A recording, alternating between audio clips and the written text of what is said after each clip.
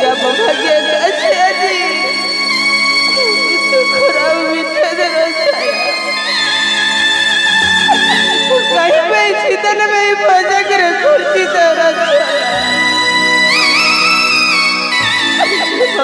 ରାମ କ୍ଷମା ନମେ ଭାଇ ଜୀବନର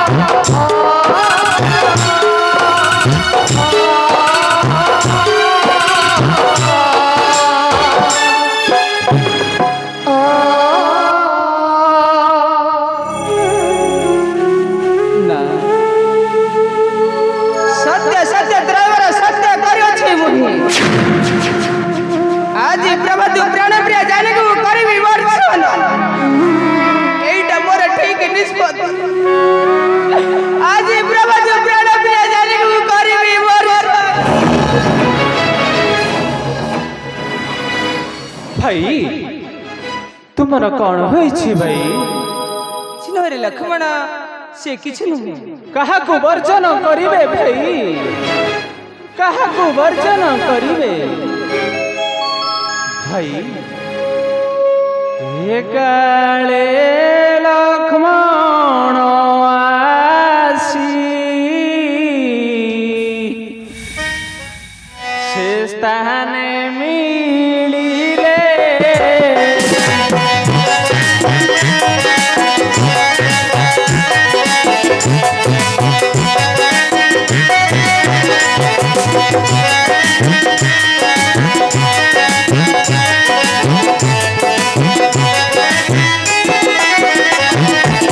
भक्ति भरे श्री राम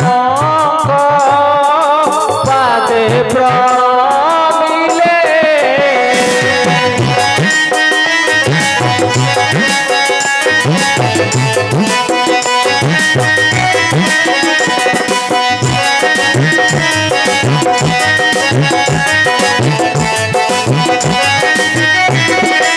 की कारण दिशे प्रभु वीर सबदन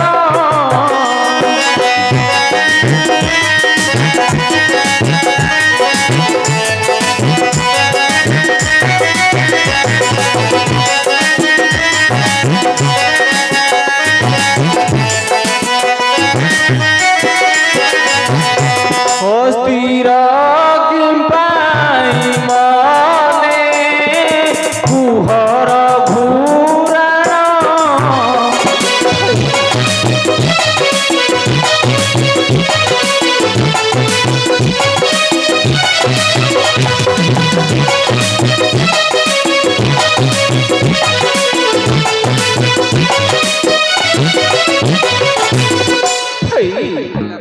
मते कुहंतु बुझै भाई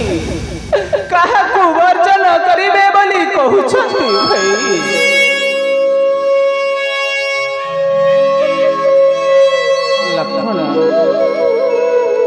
कौन कहिबे रे लक्ष्मण ए पूर्णिमा चांद जी जो पलटी जाइछि रे लक्ष्मण अरे कहिला मते धैर्य धरि रखि